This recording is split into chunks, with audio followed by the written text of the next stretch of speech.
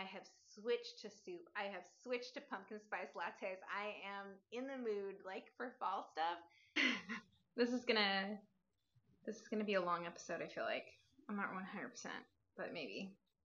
Hello and welcome to Knitcheek. My name is Natalie and I am the cheek behind Knitcheek, and today you are watching a regular podcast episode where I'm going to be going over my finished object, singular, works in progresses, and my work in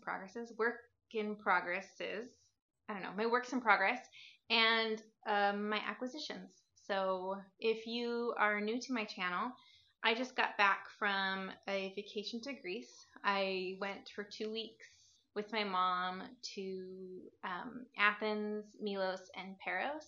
So at the end of this video, I'll talk about my trip a little bit. So if you want to stick around for that. Knitting, I did get a good amount of knitting done on my trip, but first I'm going to go over my one finished object. I only have one, and I filmed a start to finish vlog on this object, so I'll link that below if you want to check that out. And that is the mini mock neck tank top, and she's a little wrinkly. Here she is. I am filming without a viewfinder today, so hopefully this is in shot. So I won't ramble on too much about this. Like I said, I have a whole video that I filmed dedicated to this project, which you can go watch. This is the mini mock neck tank by Jessie May. I cast this on August 26th and I finished September 6th. It took me 12 days to finish this project. And if you watch the vlog, I had kind of started last minute to make this top for my Greece trip. I was inspired by the color. So it was kind of like a deadline knit.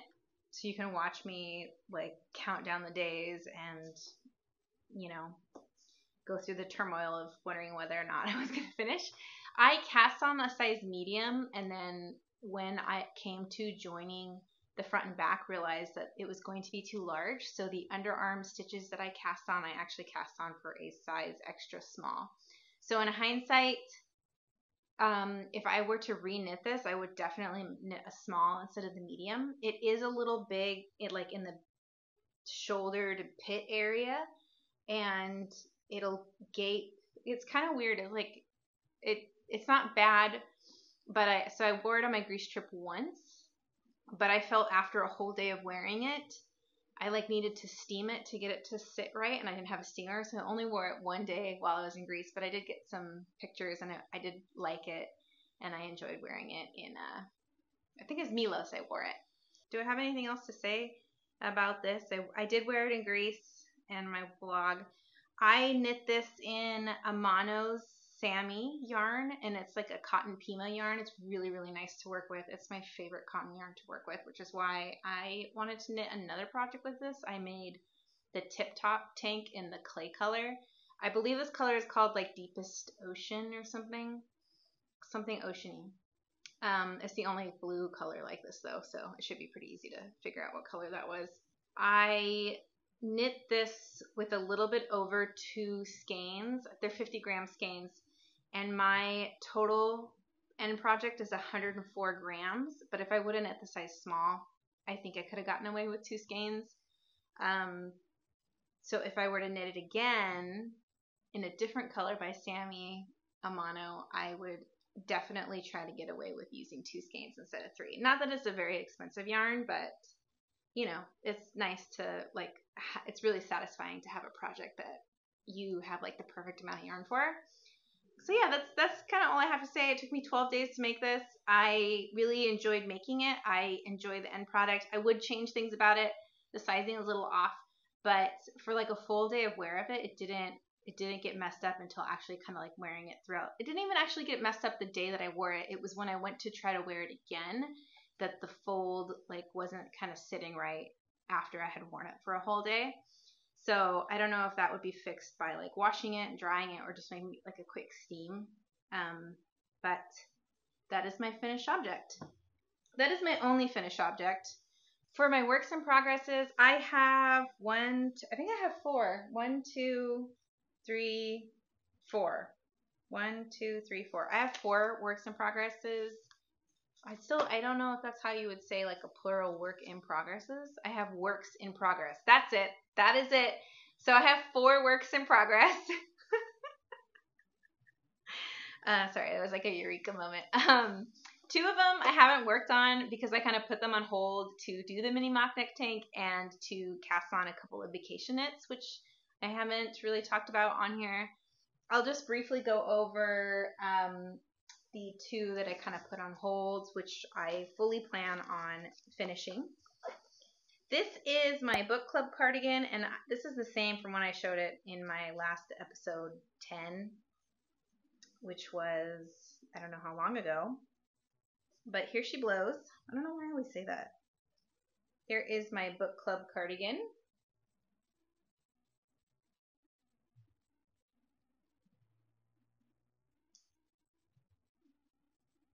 And I am done with the body and the hem. I just need to bind off.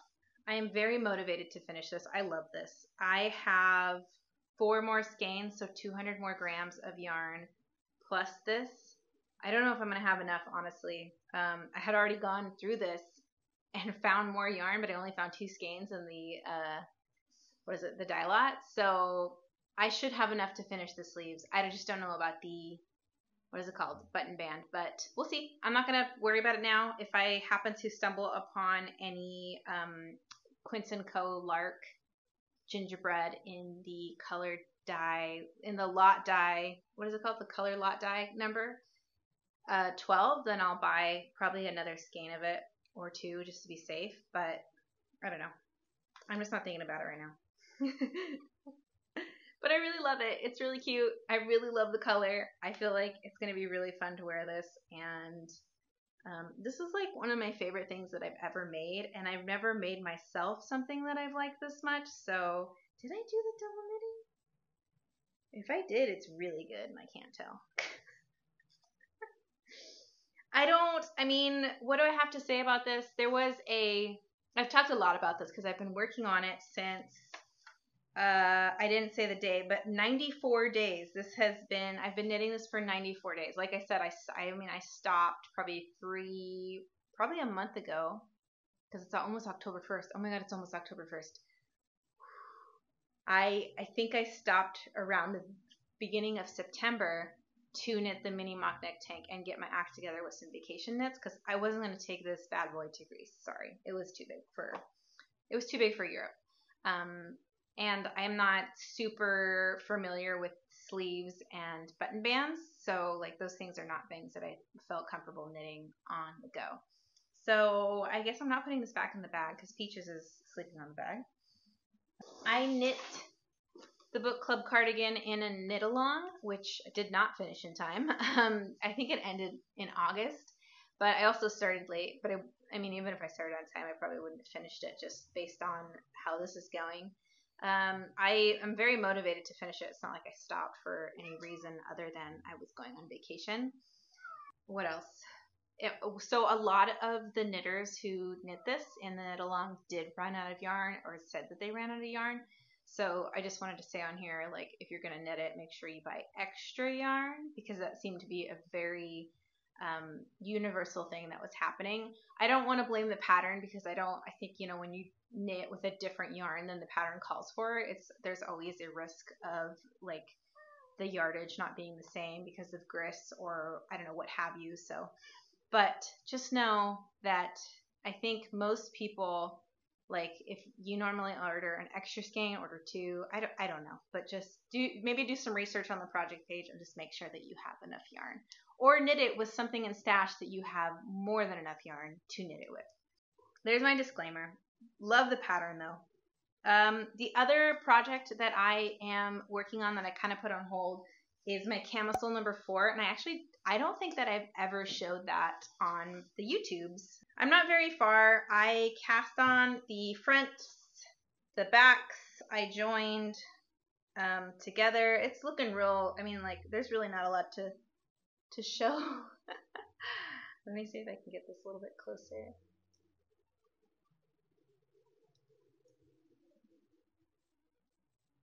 So things to say about this project. I am knitting it in the yarn that the sample or that it was suggested. It's the Knitting for Olive Pure Silk.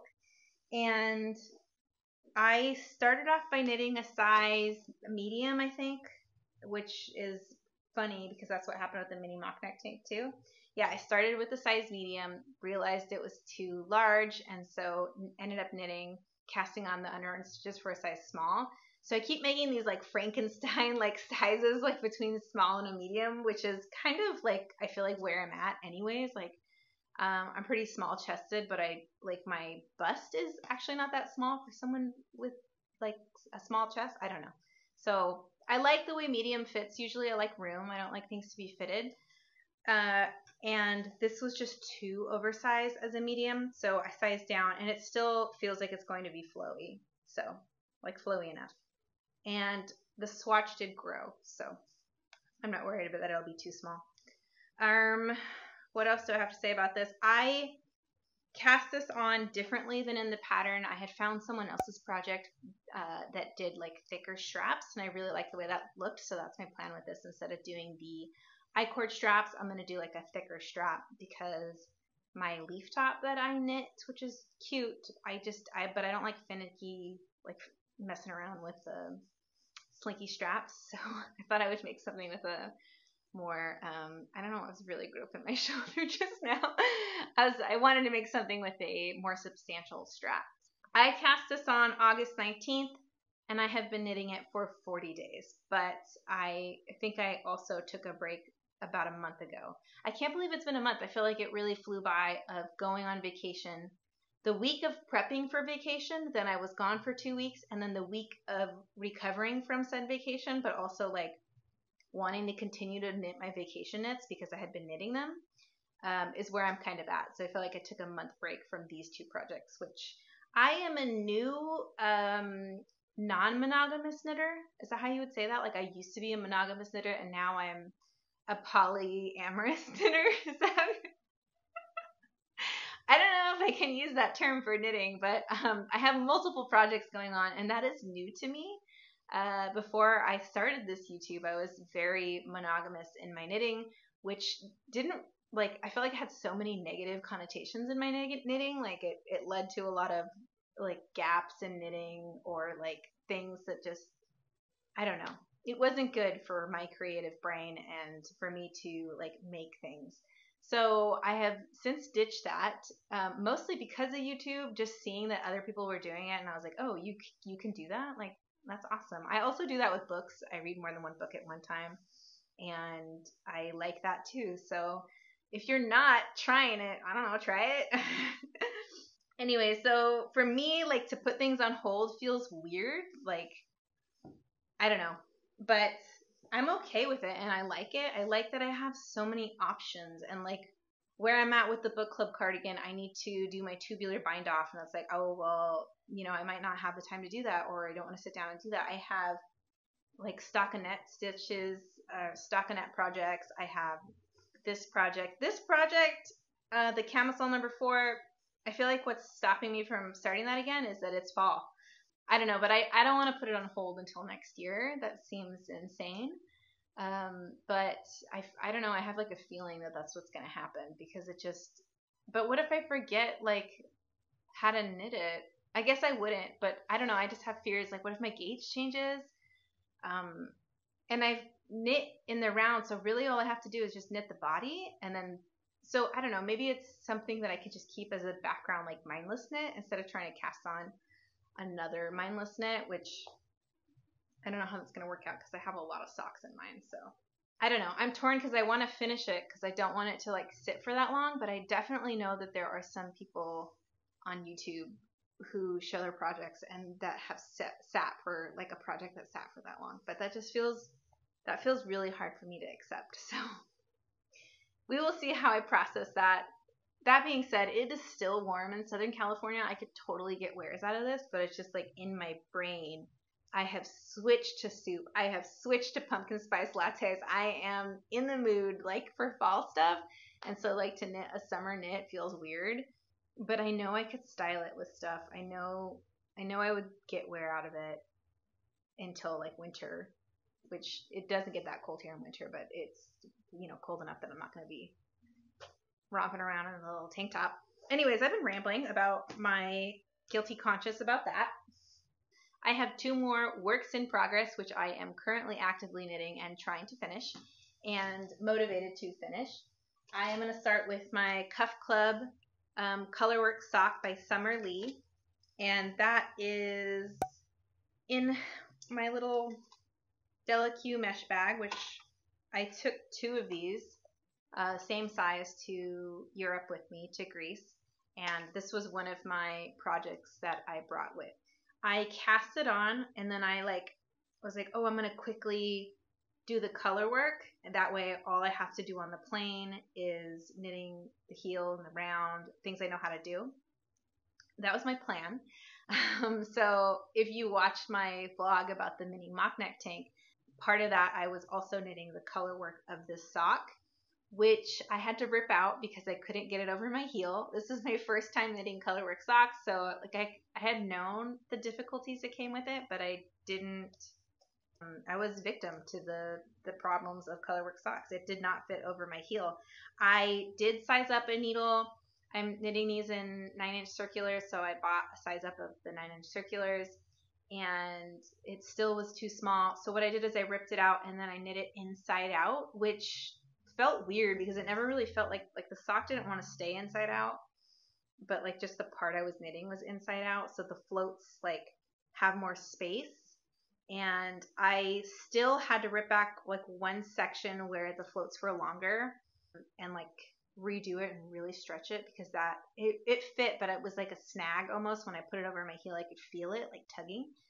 I had some tension issues, and I didn't catch my floats the second time, because the first time I had caught my floats.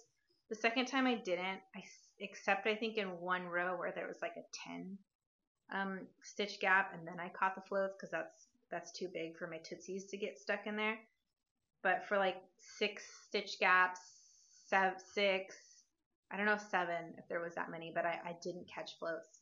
Yeah, my tension now, I haven't shown you, but it's a little bit wonkier than the first time for sure. The first time I knit it without knitting it inside out was much prettier. So, you know, it's a little funny looking, or not funny looking. It's not very neat. It's not very neat. I'm hoping that blocking will help. I'm kind of like stretching it, like trying to get the floats in order here. But it's not very neat. It kind of looks like when you have really sloppy 1x1 kind of. I don't know. But this is my first colorwork sock. I'm hoping that I'll get better. I think that not for this pair, because I want the pair to match it. But I think in the future maybe I wouldn't size up needles for the colorwork, and I would just knit it inside out, because I feel like I can tell like where it kind of gets bigger and the stitches are way bigger. So I might try that in another pair with the not changing needle size and just knitting the colorwork part inside out. I don't know, the experience of this, like knitting the colorwork, was humbling. Definitely now that I'm to the part of just knitting in stockinette, it's, you know, like a sock, it's great. Everybody loves socks. They're portable. They're stockinette. I love the 9-inch circulars. I still want to continue with the color cuff club, but I'm just hoping that it gets easier and better, and I get better at it, because it's, you know, like, I don't know, it's kind of wonky looking, but it's a sock. Yeah, I guess that's all I have to say about her. This is my first one. I was hoping to get further than that on this trip, but I have another project that I got pretty far on, so this was kind of just, I actually ripped out the colorwork in Greece and then redid the colorwork in Greece, so it was just time consuming. So that's that. I don't know, I think like it's September, and Summer Lee has already released her September Cuff Club. And I have thoughts about that. I'll talk about that in the acquisitions, but I want to finish August so that I can, you know, start doing her other months and be in the group of everybody who's knitting them. So be on track. I'm just going to throw that down there. My last work in progress is a surprise. So Katie, if you're watching this by chance, like, stop watching it. Go away. Yeah. So stop watching, Katie, if you're watching it. I don't think she watches all my videos. I don't know. I feel like that's like, do your friends, if you're a YouTube content creator, do your friends watch your knitting channels who don't knit? I don't know. This is my Melange baby sweater by Petite Knit. I think I cast this on like the night before or at the day before, the day that we left. I don't remember. But I am finished with the body, bound off, did the rib, ready to pick up for sleeves and be done with this. Her baby shower is in a week, so I need to finish this. I tried to pick up for sleeves this morning and I forgot how to pick up for sleeves. And it was like bad, so I undid it and then I was like, I'll just do this later.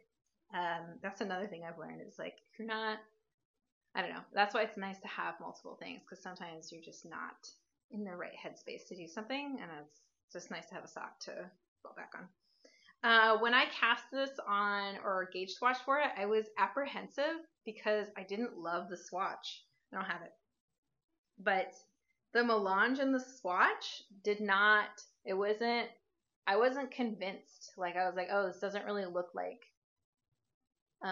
it didn't really look like the Petite Knit pattern. I'm trying to tell, because some people said you could tell a difference from like working flat and working in the round. I feel like I maybe a little bit, but it's not really. Definitely nobody else would be able to tell. But maybe it looks a little bit more melange in the round. When I say melange, like where every knit you see two colors, there are areas where like one color will dominate. And I felt like that was happening in my swatch more than the knits were twisting. And in the pattern, she does say like, oh, you kind of have to twist the yarn. You don't want to stack the yarn, otherwise you end up with like micro striping, which I don't really understand.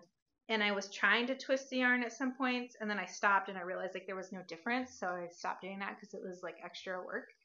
But yeah, now that I have knit the body, I do like it. I think in just the swatch form, it was like too, now I'm trying to see, can you tell a difference from the top to the bottom? Like no. But it's really cute.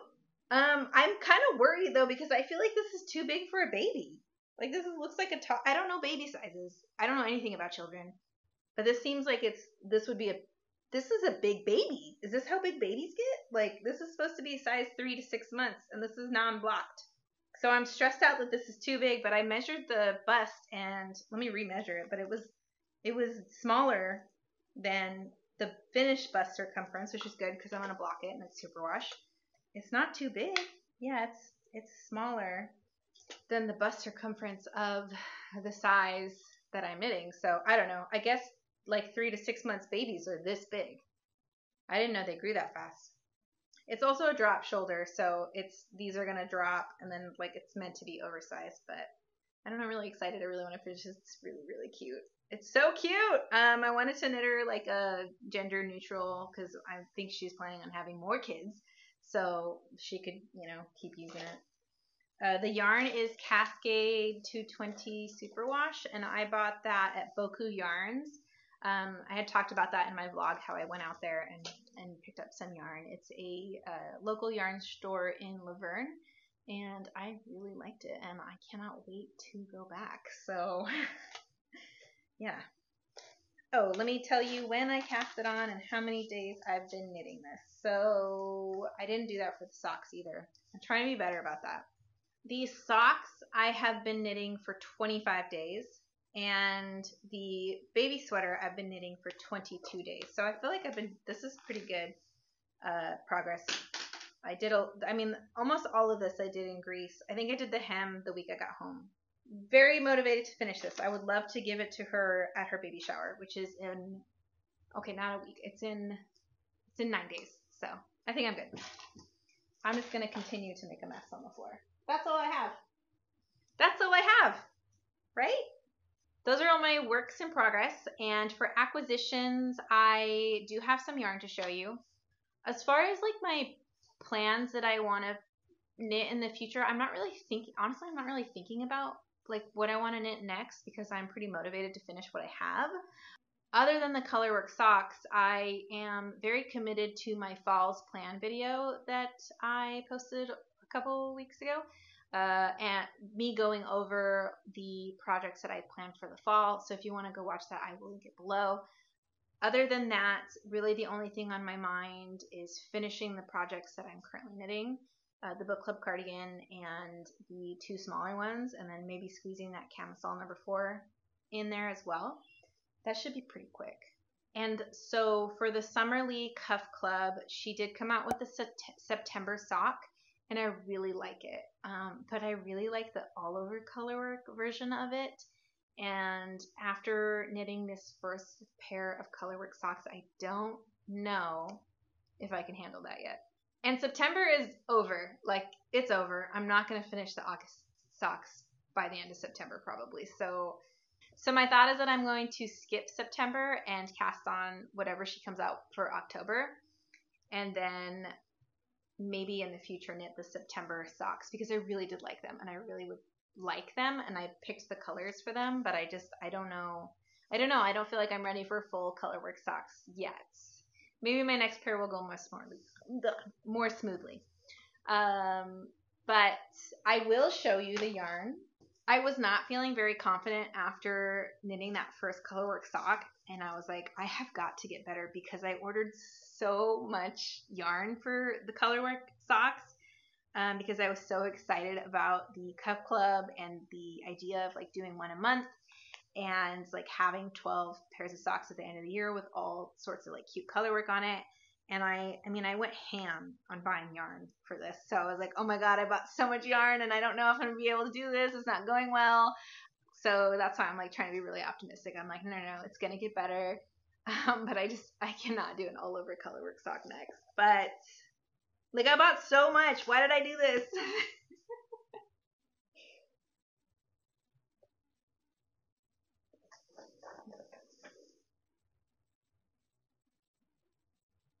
I stuck them all in this box. Actually, some of them I know I've already shown you, and then I ended up ordering more because I think it was like 30% off. And the second time I ordered it, I knew that I liked it, so I ordered enough to get free shipping, as you do as a conscious yarn shopper. So I have 1, 2, 3, 4, 5, 1, 2, 3, 4. I have 22 skeins of yarn. They're all 50 grams. They're all meant for like shorty socks if you did one color. And I wanted to have like a palette to choose from for the Colorwork socks so I didn't have to order every time she came out with one, and I could pick the colors. For the September ones, I knew that I wanted to do, I think, this color combination. I really wanted to use this for those squares. And then I think it was these. So this would have been, so hopefully in the future I can still make those happen. I don't know what she's going to come out with October, but so I bought all those solids. One didn't fit in there. It's just a red color. I think it's poppy red. But I did buy one scale. This is Knit Pick Strolls, by the way. Knit Pick Stroll. And I don't remember how much it is normally, but with the sale, 30% off. I mean, it's not expensive yarn. It's 50 grams. I want to say it was $6.57. And then with the sale, it was $5.25 or something like that. So that's why I went so crazy. But I mean, I still have 22 skeins of this. So yeah, I did buy a Stroll Effects. It's just I don't think it's self-striping. I think it's just variegated. It might be self-striping. No, I think it's just variegated, like random colors. But I really liked this color combo, and I thought it would be cool to do like stripes with this, and then some of the colors that I bought that are already in it, or just to do a contrasting cuff and toe, because I'll never do a contrasting heel again because that was really annoying. But yeah, I'm really excited to learn how to make like Colorwork socks and to learn different techniques. I actually bought her book and I don't have it. I should grab that so I can show it to you. Where is it? So they had this book at my local yarn store, Hands On Knitting Center in Redlands, California, and I bought it because I already wanted it, and I didn't know they had it, and I had planned on like ordering it on Amazon, but when I saw they had it, I was like, oh, I'd so much rather buy it from them. So yeah, I just picked up the Sock Project Sock by Summer Lee book, not sock, the Sock Project by Summer Lee book. Yeah, I really just like her socks, and I really wanted to learn everything she was willing to teach me and try some different techniques. That was all that I have for the knitting portion of this video. If you'd like to stick around, I'm going to talk about like the books that I've been reading and my trip to Greece. But if you were just here for the knitting, thank you for watching. I'll see you next time. Baby Kitty has joined us. Little baby kitty. Hi. What do I want to talk about, Greece or the books that I've been reading? I feel like they kind of correlate because I guess I'll start with books because I'm talking about it, but I was kind of like, I'm always in the mood to read books that I like, places I'm traveling, or like seasonal books. So when I was like thinking about like Greek books about Greece, I started reading like some Greek mythology retellings, and I started with Natalie Haynes' Stoneblind, and I had already talked about this because I had already read it. And I liked her writing a lot. Like, I liked the author a lot. And I had rented a couple more books from the Libby app from her. And I listened to all of the books that I read by her. I read a lot. So on my trip, I started 1,000 Ships by Natalie Haynes. And I loved that book. It is a Greek mythology retelling of perspectives of many women in Greek mythology, and yeah, she's an excellent author, so much so that I proceeded to read 2 nonfiction books by her, which I like nonfiction usually when it comes to like health or like, I don't know, like self-help, those type of books, but when it comes to storytelling, I'm not huge on nonfiction, but I also really enjoy her nonfiction as well. That being said, 1,000 Ships was my favorite for sure. There are just so many perspectives in that book, and it was just so well done. Her Penelope is from the Odyssey is so good. That was probably my favorite, but Stoneblind was also good, but I definitely liked 1,000 Ships more. I don't really know why. Stoneblind was also very like female perspective of those Medusa and Athena, and there are male characters in these books as well, but they're just, it's a really, I don't know. I say this every time, I'm not a very good book reviewer. I just don't have the like intellectual skills to like talk about why I like books so much, but I can tell you that which books I liked and I don't like. Sometimes like my brain will kick in and I'll get like a good intellectual sentence about a book, but it's pretty rare. So the other 2 books that I have read by Natalie Haynes since I read 1,000 Ships and liked it so much, I read Pandora's Jar, and that is nonfiction, and I also really, really enjoyed that book. I didn't know a lot of things about Pandora and her box jar. The book goes into that very, very much about the box versus the jar. And I didn't know a lot about that story, and so it was really, I just like had known the phrase like, oh, Pandora's box. So that was just a really, really interesting book to read. And I am currently reading Divine Might. So Pandora's Jar it's mostly about women in Greek mythology, and then Divine Might is about goddesses in Greek mythology. And I liked Pandora's Jar more, but I'm not done with Divine Might, so I'm definitely going to finish it. I really like it. So yeah, I read 2 of those on vacation, one when I got home and one before. The next book I read when I got home, and that is The Lion Women of Tehran by Marjan Kamali. And that is a book about the women in Iran during the revolution and overthrowing of their government, and like when their rights were taken away, and from different perspectives of women who left and stayed, and the generational, like the next generation. So that was a really good book. I really, really enjoyed that. I listened to that one as well. And yeah, I really liked it. It was really well written, and it's a really, really interesting story that's based on like history, and it's really important, I think, to learn about. So definitely would recommend that one as well.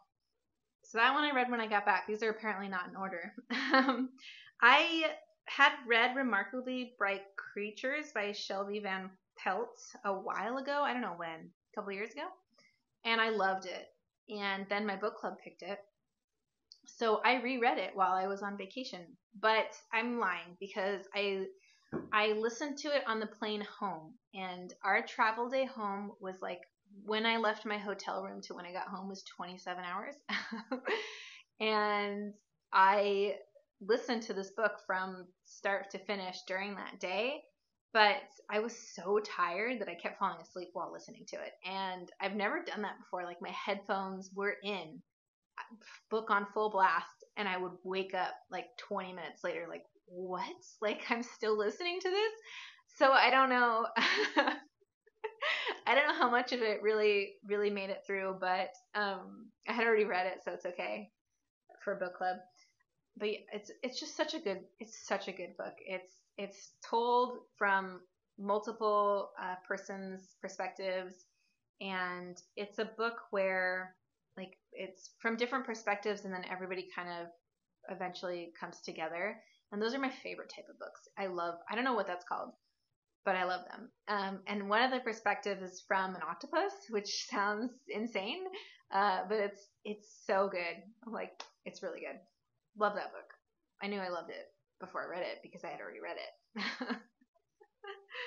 And then the only book that I am physically reading right now and on my vacation was Tress of the Emerald Sea by Brandon Sanderson.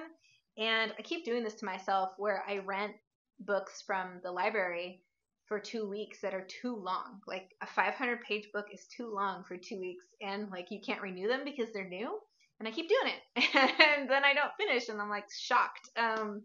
So I'm halfway through this book, but it's due. So I don't know how that's gonna work. I'm just waiting for it to disappear off my Kindle. I don't know if it did or not yet, but it's very fantasy. And I really enjoyed reading it on vacation because it was very, like, I don't know, just different from what I was listening to. That's one of the things I like to do is, like, listen and read books that are different. Like, when I say read, like, physically read. Halfway through that 500-page book, I would love to finish it. I keep trying to, like, sneak in as much as I can because I knew it was due, but it was due. I feel like there was another book I was reading. So that's all I have for books. And I don't know, I guess I could talk about my trip to Greece. I wrote some notes for Greece. So I went to Greece for 2 weeks. Well, yeah, I went to Greece for 2 weeks. We landed in Athens and like did the touristy like one day in Athens, like running around looking at all the things. And I felt like that was okay. Like I didn't feel like, oh my God, there was more that I wanted to see. Blah, blah, blah. Unless you're like super into ruins and history and museums, then you need more time in Athens. But for me, I can only do like 2 museums a trip. Otherwise, I will physically keel over and die. So we did Athens one day, and then the next day we did a tour where they like pick you up and take you to the Temple of Apollo, which is where the Oracle did her oracling. And that was like a 2.5-hour drive. So yeah, we drove 2.5 hours. We looked around at the ruins, had lunch, and then drove 2.5 hours back. That was a long day. And then the next day left Athens to Milos. So that first part of the trip was pretty jam-packed. I was pretty tired. Everything was really fun. And right away I was like, whoa, the food in Greece is really, really good. And Athens was pretty affordable. But the islands were definitely more expensive, as being islands, just harder to get things.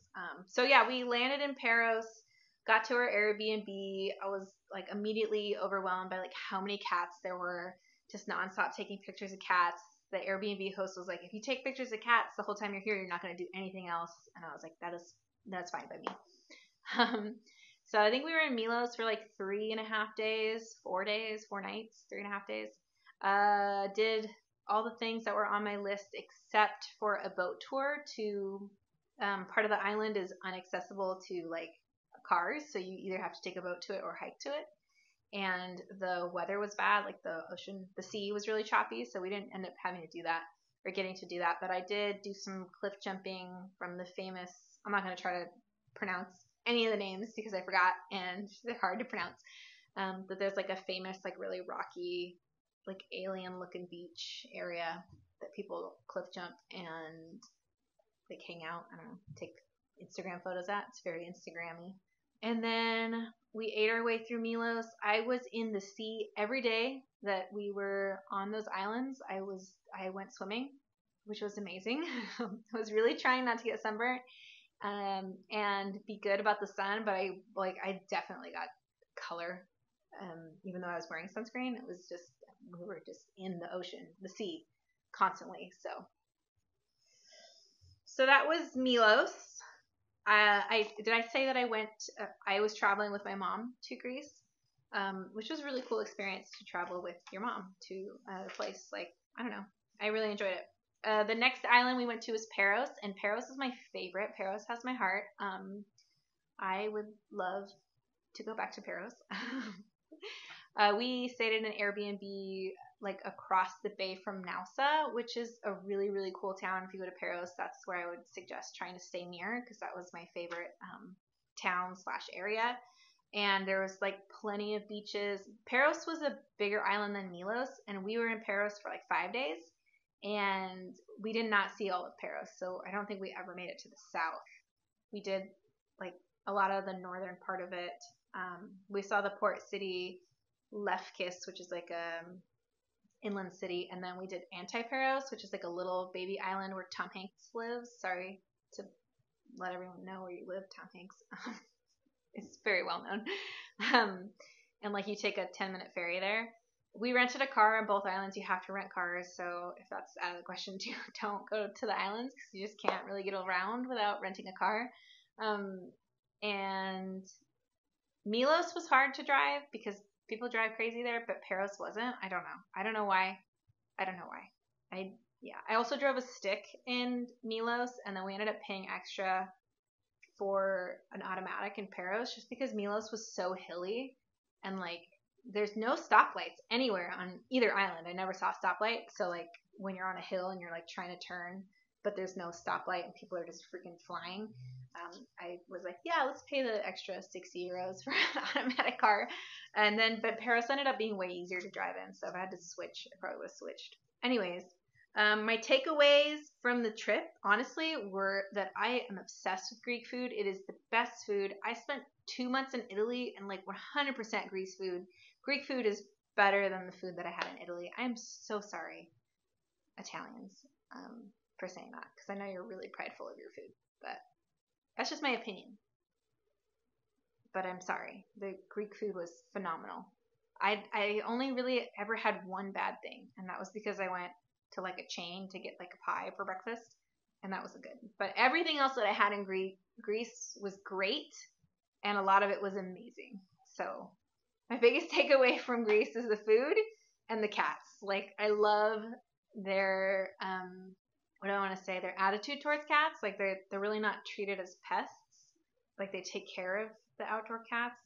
Like, I feel like here in the States, like, we just put down cats like strays, you know, like when they get out of hand, and people don't like them. We don't want strays. We don't want them in our areas. I'm not saying me, but I mean Americans in general. Like, we don't want them. Europe is a lot more lax about strays and about like dogs in restaurants. Like, it's like anywhere in Europe, or at least Italy and Greece that I've been to, it's like you can bring your dog in, like, no question. Whereas the States, we're kind of, I don't know, we're real sensitive about that stuff. So people don't want your dogs in the stores, and they get real upset about it, especially around food. But not in Greece. Greece, when you're at a restaurant and the cat is like, hey, what's up? We got, I suggest the fish. And you're like, I'm sure you do. So for a cat lover, Greece is spot on. It's not like you're there like, oh, look at all the sad stray cats. Like, no, they're well taken care of. I don't think there's a lot of predators. I know there's fox, but not on the islands. Don't quote me, okay? But so there's not a lot of predators. I think the only thing they have to worry about out there is like diseases within the cats. Some of the cats are a little raunchy. You know, they're stray cats. I have been rescuing and fostering cats for years, and I've had ringworm. I've had that was the worst thing, like having ringworm. But I've had other cats, like FIV positive cats, and cats with just issues and diseases. But I am so shocked that I did not come home with ringworm, because I mean I was all up in those raunchy cats, petting them, letting them sit on me, whatever, because they're so friendly too. I mean, knock on wood that I don't have any flare-ups of ringworm, because I don't want to deal with that again. But I kept texting my boyfriend. I'm like, I'm coming home with ringworm. Like 100% I'm coming home with ringworm. But I got lucky and I didn't get it. So yeah, we actually had like a mom and her kittens in the first Airbnb we were at in Milos. Just like they just lived on the property and they were really friendly. And of course my mom lets them in. I'm like, I don't know if we're supposed to do that, but the cats were just like, yeah, we love it in here. We're coming in. So they like came in and she was like nursing them. It was so cute. So, that's all I have to say about Greece and the books. And I did struggle with jet lag more this trip. I think because when I went to Italy, I was there for so long. So I was like jet lagged there. And then when I got home, but it was like spread out. But to be jet lagged this much in a short period of time, like a 2-week period, yeah, it's a lot. It definitely took me, I don't know, I feel like it took me longer to adjust, but I don't know if that's just because it was such a shorter time period that it just felt like longer. But coming home, I was like waking up at 3:30 a.m. for a couple days, but I'm finally back to waking up. I'm still waking up early, but like a reasonable hour, like 5 to 6 a.m. It's like normal old people, or normal, but normal. So I'm back on a schedule and I'm here. I am going to try to film a video next week, but I have a lot going on next week, so I'm not 100% sure, and I don't really have like an idea of a video that would be kind of quick or like easier to film, but we'll see. I might have time and I might not. I really hope I do, because I like posting every week, but I also don't want to like just have that random like need to do it if it doesn't happen. I don't want to force it. But I'll do my best. And if not, just look out for the following week. I'll definitely post something. Yeah, if you want to be friends with me, my Instagram is Knitcheek. My TikTok is Knitcheek. My Ravelry is Knitcheek. And my Goodreads is Bookcheek. So you can follow me on any of those platforms, and you can definitely subscribe to my YouTube channel if you want to catch up on the next videos that I post. Does that make sense? I don't know. Sometimes words come out and I hope that they make sense. So,